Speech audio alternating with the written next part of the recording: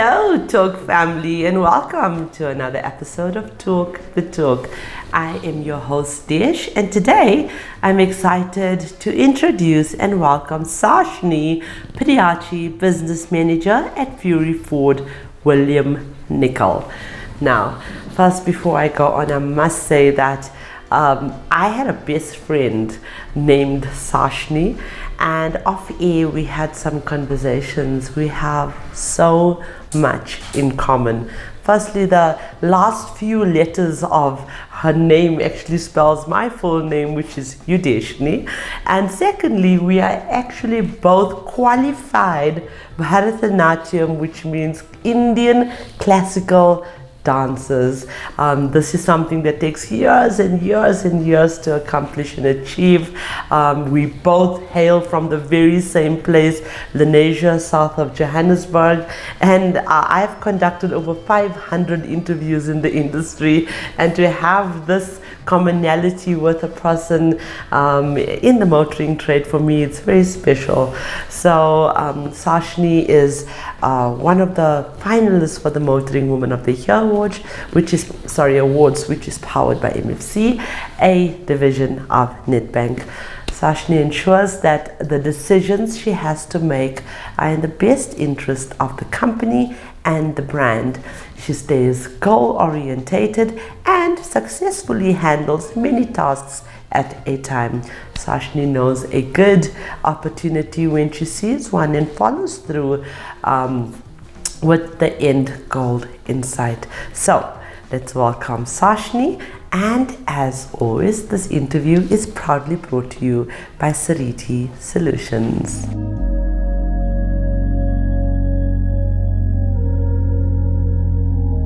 Hello, Sashnee. Hi, Dish, how are you? Good, and you? Good, thanks. Wow, I am so excited, but I must say there's one difference. I'm 15 years ahead of you in terms of time, because I'm 15 years older than you, so I'm kind of looking at like the mini me now. So wearing the black dot, I haven't done that for 20 years. I am married. So it's so amazing to have you here. Thank you so much for coming. Thank you for having me. I really appreciate it. You're welcome. So before we go on to telling our viewers more about your career in motoring, let's first talk about your nomination. Okay, so for me, it's a great opportunity. It's a really big achievement, and I'm really honored for this. I really appreciate it, and I really hope I do well. Oh, you will. You're already a winner. I told you that. How did your journey in motoring begin? So my journey started actually before I was born. Mm-hmm. So reason being is because both my parents started in the motoring industry in the early 90s. Wow. My brother also started in the motoring industry when he left high school. Mm-hmm. And my sister-in-law at the moment is also in the motoring industry. Oh, wow. Wow. So we have a big family that's been in the motor industry for a very long time. Yes. I started in 2015 actually as a customer care consultant at Mercedes-Benz Santon. Mm-hmm. I then moved to the Fury dealers where I was loading financial applications for all the Fury dealers. Mm-hmm. I then moved to Fury Ford Darrenwood in 2016. Yes. As an assisting F&I on the floor. I then was promoted in the Fury Ford William Nicol dealership as the F&I on the floor for new and pre-owned vehicles. Well, you are blessed beyond measure, because firstly, before Fury was acquired by Brad Capital, yes, who is now the owner of Fury, the motor group, you had Mark Roberts. Correct, yes. Mark Roberts is also an amazing champion and big, huge supporter of mine in the motoring trade, and they are such phenomenal men that are a great catalyst for change. So you have amazing male counterparts that will support your journey in the motoring trade. What's your opinion about the MFC, the Motoring Woman of the Year Awards, and the Talk the Talk platforms? Well, I believe this is a great initiative that you guys are doing here, and it's growing each day. And I mean, it's recognizing women in the motoring trade. Mm-hmm. It's recognizing them, they're being respected, they're being honored. Not that they haven't before, but it's just because of it being a male dominated industry, we're more recognized and more respected because of the roles that we play in that. Yes. Sashnee, have you ever felt intimidated? Has there been any situations where you found it challenging only because you're female? I think when it comes to that, it's more because of I would say, the vulgar language and the way people speak. Not a lot of people are used to it. You have to get used to it. Someone that's straight out of school, they're gonna be very sensitive to the motoring trade. It is a very harsh industry. It is a very difficult one, and you have to be very strong in it. So a lot of males like to go over you, they like to bully you because you're a female. And you have to be very strong. You need to, even if your voice cracks, you need to stand your ground and believe in yourself when that happens. Absolutely, absolutely. Why do you think though women are going to overcome this, and why do you think that they will do well in the motoring trade? I believe because it's a male-dominated industry, when women are put in this role, they tend to use more of their abilities to prove our skills and abilities in the motoring trade. A lot of people think that a woman can't do a male's job, but I believe that women can do a very good job, and I think because we females, we tend to do it to the best of our ability. And I think because we juggle in so many things at the same time. It's work, it's home, there's a lot of things that we're juggling, but we obviously tend to try and achieve our goals that we set out. Absolutely. So. I think it's important to know that only those who dare to fail greatly will achieve greatly.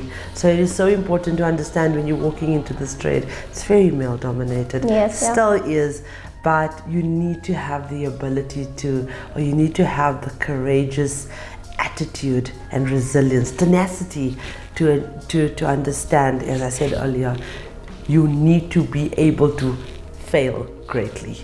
Huge. Fall down 10 times, wake up 12 times. And confuse the enemy as well. Absolutely, absolutely. So tell me about a problem that you have solved in a unique way. And the reason I often ask these questions, especially to FNIs, newcomers, they're overwhelmed, they're dealing with customers, mistakes are bound to be made.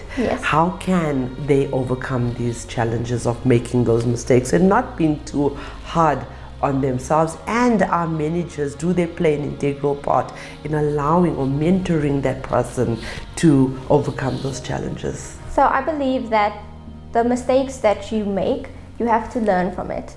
If you keep making the mistakes and you're not learning from it, I believe you're not achieving anything. Absolutely. You need to, if you make a mistake, you recognize that mistake and you try and do better in it. So the one situation that I was put in was a customer actually bought a car. His wife and family was this side, and he was working overseas. He was in Dubai, and we had to sign the contract. We had to do FICA. We had to do a whole bunch of things. So being me, I'm always a person that likes to assist the customer, go the extra mile, and do the best that I can. So the customer had to go to the embassy to get FICA. So I helped him through the process. I helped him to do FICA. So you're able to do FICA on your cell phone, where you verify your face and your ID. And I need to verify to say that is you. Proof of address, same thing. And I just helped him through the process. And I think it was a much smoother process for him, and he really enjoyed it. And his wife and his kids got the vehicle, and they were very happy. Wow. And he came back and he enjoyed the vehicle after that. Wow. And I think in light of what you said now, I'd like to, I'm thinking about a quote. I might say it wrong, but in light of that, it's said that a coward gets scared and quits, but a hero gets scared and carry on. Yes. So it's so important to not be intimidated or be,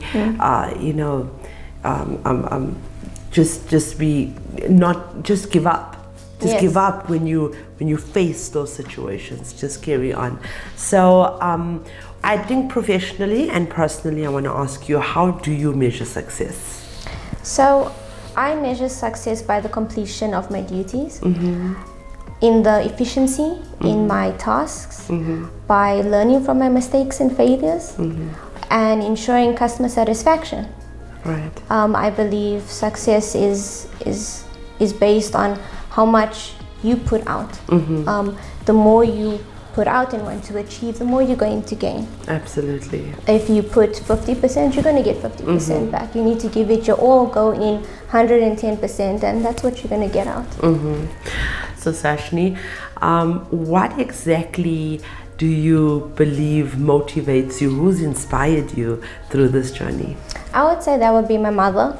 I think because she's been in the motor industry for almost 28 years, she's done a lot for my family, you know, juggling work and month in, and we never got to really see her, but she tried as much as she could to be, you know. Sorry, I want to ask you, what did she do in the trade? So my mother she started as a receptionist actually at Toyota, at Mazda. And then she moved to Toyota as an admin clerk, and then she moved up to be an accountant for Mercedes-Benz Sandown Motors. Right. And at the moment now she's working for FCA. Wow, she's still in the trade? Yeah, she's still in the trade. So I should get her here and interview her. Okay, cool. So she's, I think, my inspiration, especially my dad as well. My dad is a qualified diesel mechanic, and he's been working on trucks from the time he left school. Wow, that's amazing. Yeah. So what is... I don't often ask this question. It's just a little bit of a fun question to add to all this business talk. What is your spirit animal? So I would say my spirit animal is a deer. Oh wow, okay. So the reason why I would say is a deer is because a deer is they're very vigilant. They try their best to accomplish their tasks in the most trickiest situations. They very confident, and they try to they have this thing about themselves where they both try and solve a challenge with determination and grace at the same time. Right, I like that. So Sash, see, we're like on a nickname basis now. Tell me, what words of encouragement and advice would you give to young women, especially women of color, that would like to join the trade? We cannot allow a male-dominated industry to not allow us to be the best that we can, to not allow us to strive. And I'm going to be very honest with you, Desh, it's going to be maybe a bit harsh, but we have to have a thick skin in the motor industry. We have to be respected. We have to stand up for ourselves. We need to stand our ground. There's a lot of people that sugarcoat the motor industry. And for a woman, I think you need to be strong, and you have to stand strong in your beliefs and your values, and don't allow anyone to question that. Believe in yourself and just do what you need to do. Thank you from a petite, soft-spoken, beautiful female like yourself. I think it's going to hold a lot of weight in what you just said, and that is why we do what we do, to bring these voices. It's not just Desh preaching, it's not just Desh talking to the motoring trade, 500,000 people about what we stand for. It's all these voices that comes to the forefront in different gender, creed, caste, culture, and are saying the same thing, that we cannot sugarcoat what's really going on. Yes. We have this bunch of men, most of them that are actually in my network, beautiful, wonderful champions and catalysts for change. People like Brad Kaftel, owners of Fury and Admirable, Van and Dirk van der Walt, owners of We Buy Cars. There's so many, Mark Roberts, there's so many men that I can mention right now. Next week, I'm so excited, we're going to have Michael Mabasa, CEO of NAMSA, that will be sitting here. Yes, and these are the men that really have stood by my side, men that are wanting to see this change. And I think the men that are in sales managers and dealer principal roles, and our colleagues that really make up the masses in our trade, need to recognize that there are men out there that really want to see women move up the ranks. And that is what we are here to do, and this is what we are here, this is the message we're trying to relay. So I thank you so much, Sashnee, for joining us, for being a voice to this program and to our initiatives. Congratulations on your nomination. Thank you. For using it in a positive light, and I wish you all the best. Thank you so much, and thank you so much for having me. I really appreciate it, and I really enjoyed this experience. Oh, you're welcome. You're welcome. And thank you, viewers. Thank you so much for watching, commenting, and sharing our interviews and content. Our non-profit companies, the Motoring Woman of the Year Awards, which is powered by MFC and Evo by Nedbank, and the Talk Studios, powered by Sariti Solutions, are aimed at recognizing and celebrating the women of motoring South Africa. Women just like Sashnee sitting over here. We are not just telling stories, we are changing lives. Together we aim to empower and uplift the women of our trade. And for those of you that are searching for your new ride, please visit www.auto.evo.africa. We have thousands of vehicles on sale for you to choose from, and we only advertise on behalf of reliable and trustworthy MFC accredited dealerships.